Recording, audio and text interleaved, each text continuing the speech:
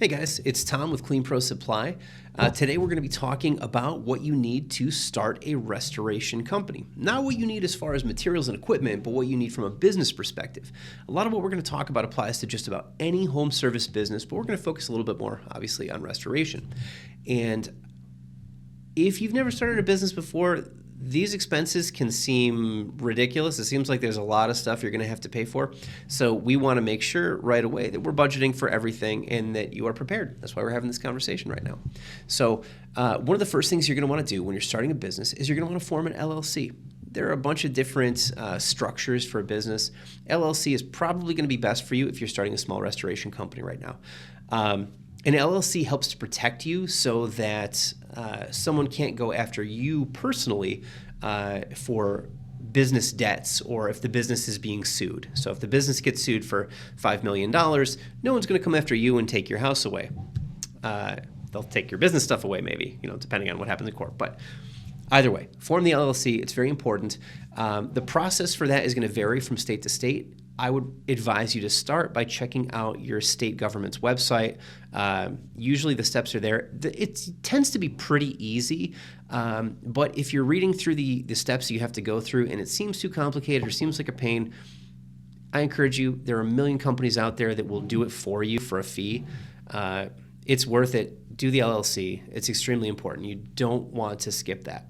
The fees to file originally with your LLC with your state can vary anywhere from $40 to $500. And of course, if you're paying somebody else to do it, it's going to be a little more expensive. But it's really important to do that.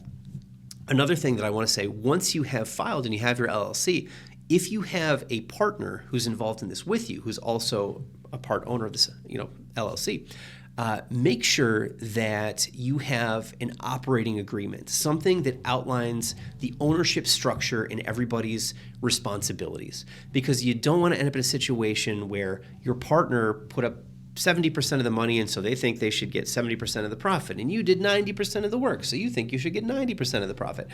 And I've seen a lot of businesses break down because of partnerships that fell apart. So be very clear at the beginning. Even if your partner is your spouse or a sibling or a parent or your best friend of 50 years, write down this agreement, draw it up, make sure everybody's on the same page right from the beginning. This will save you a lot of headaches later on. Trust me. Next thing you're going to need is insurance. If you're running a business, you're going to need a bunch of different insurance. You're going to need general liability insurance. Usually $1 million per occurrence and $2 million aggregate is the average. You're going to need workers' compensation insurance. The amount that you're going to need is going to vary from state to state. Typically, workers' compensation is usually a percentage of your total payroll. So the more people you employ, the more workers' compensation insurance will cost you. You're going to need commercial auto insurance, obviously, for your work vehicle or vehicles.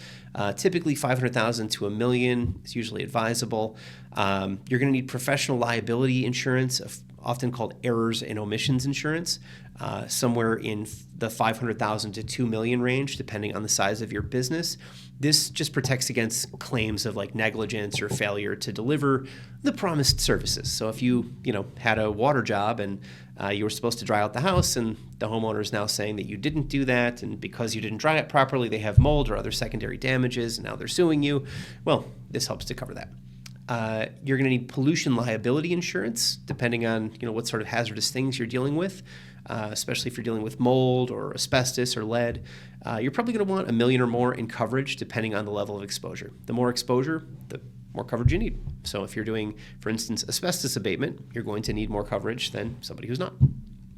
You're going to need business property insurance, so you're going to need to insure the value of your office, equipment, inventory, all that stuff. You really don't want to be in a position where you're on a job and you have a bunch of equipment set up and overnight somebody steals your equipment. It happens. I was once on a commercial job. We were working in an apartment complex. We had a bunch of equipment set up in a hallway that we were drying, and overnight one of the tenants stole all of our equipment. And that was thousands and thousands of dollars of stuff out the window. So it's really important to have this kind of insurance. The next thing you're going to need, bonding. Typically $10,000 to $25,000 in license and permit bond. depending on your state or local requirements. That just ensures compliance with like licensing and other regulations. You're going to want a performance bond equal to the value of the largest project you plan to take on. So if you plan to do $1 million job, you should make sure you have a $1 million performance bond. This guarantees the completion of the job per the contract terms. It's good to have. You're also going to need janitorial or restoration bond. That's like for theft protection. It basically covers theft or dishonesty by your employees while working on a client's property. So if your guy steals a $10,000 necklace, well, you have insurance to cover that. A lot of times if you're working for if you're doing a larger job or you're working for like a larger client, like a large commercial client, even if you're doing a small job for a large commercial client, they'll oftentimes want to see proof of insurance. They're going to say, hey, we need to see proof that you have $1 million in liability insurance, that you have $50,000 in bond. So it's going to be important. This stuff will be asked for. If you start doing work directly for insurance companies or TPA programs, they are going to probably want to see, again, that proof of insurance and proof of bond. So it's going to become relevant. Now, remember, the requirements for what you need to have as far as insurance is going to vary from state to state. Next thing you're going to need, licenses. If you're doing business, you may need a license for whatever kind of business you're doing. Again, it varies so much from state to state. I'll give you an example. Here in sunny Rochester, New York, there is no licensing required for a general contractor. However, if I drive an hour away to Buffalo, New York, there is a licensing requirement for a general contractor. So make sure that you know what is going to be required within your service area. The best way to look at it is just, hey, if I'm going to be serving within an hour or 2 hours of my location, what are the requirements for the type of services that I plan on providing? What are the licensing requirements? And make sure you have all that stuff. If you're going to be doing mold remediation, lead abatement, stuff like that, there are probably going to be additional licensing requirements. And that's going to vary quite a bit from state to state. For instance, in New York and Florida and a lot of other states, you need a license to be a mold remediation contractor. But some states have no mold regulations whatsoever, and so anybody can do it. There are pros and cons to that, but just make sure that you are licensed to do the work that you are doing in the state that you're in. You really don't want to get sued. You don't want to get hit with a hefty fine. You don't want to get shut down. Really important. It's a big black mark on your company if that happens. So those are the basics. Next, you're going to need, obviously, some kind of training. You are probably going to want to pay early on for some IICRC training. The IICRC is like the main body that provides certification for restoration contractors for like water mitigation. The first class you're probably going to want is one called WRT, or Water Restoration Technician. It's going to teach you the basics of dehumidification and the science behind things a little bit. It's really important stuff to know. The next thing that you're going to want after that from the IICRC is a class called ASD, or Applied Structural Drying.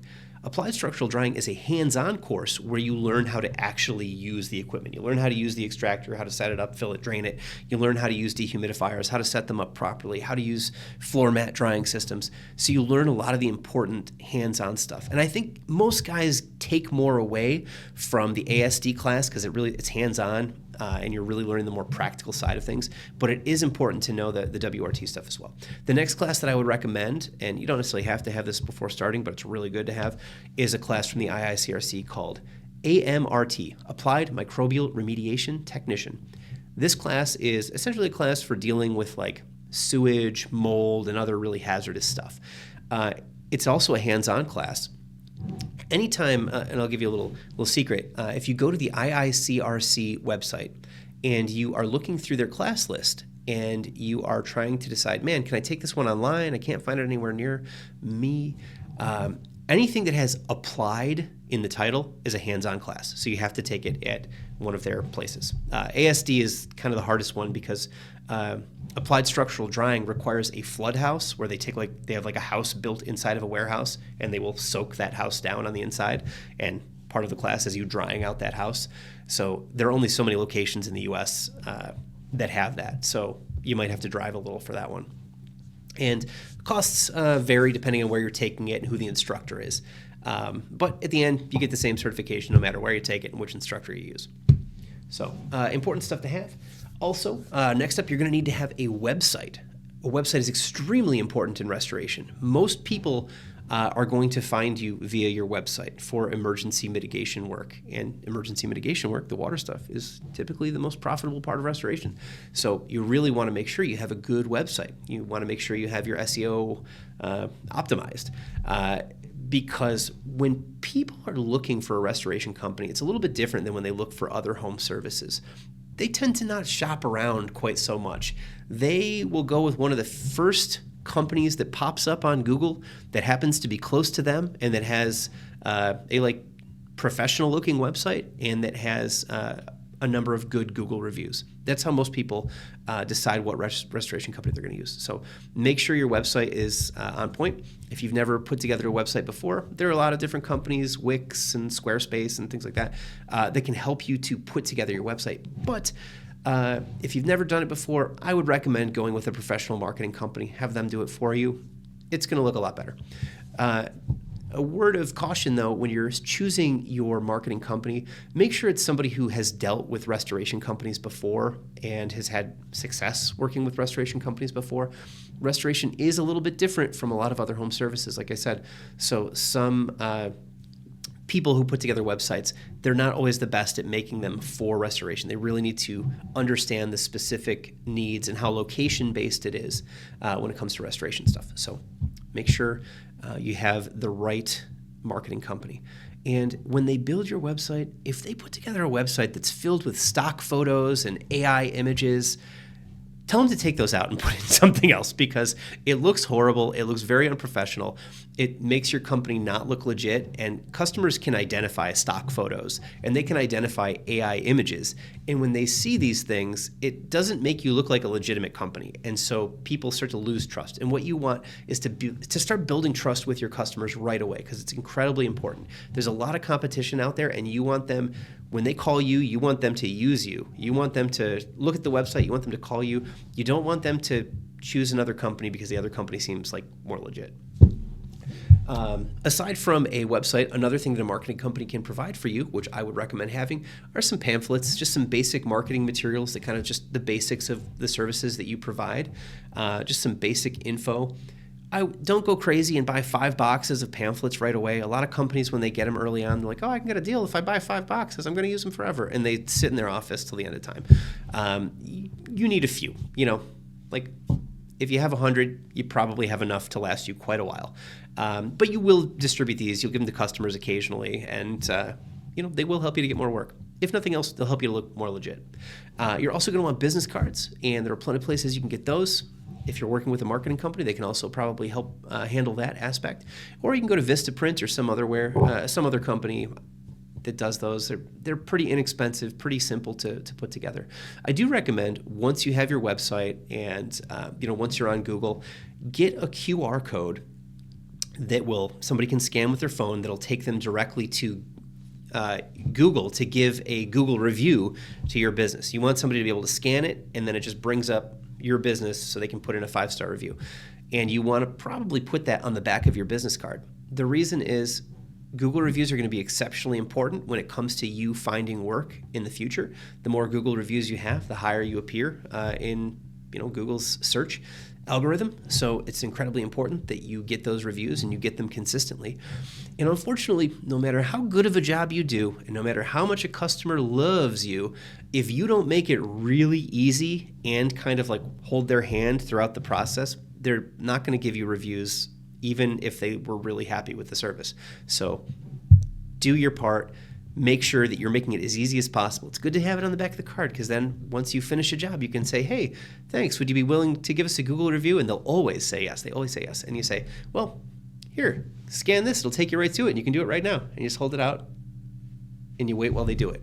If you do it right then and there, you'll get the review. If you don't, and you wait and you walk away and you say, yeah, you can do it later whenever you're free, they probably won't, even if they liked you.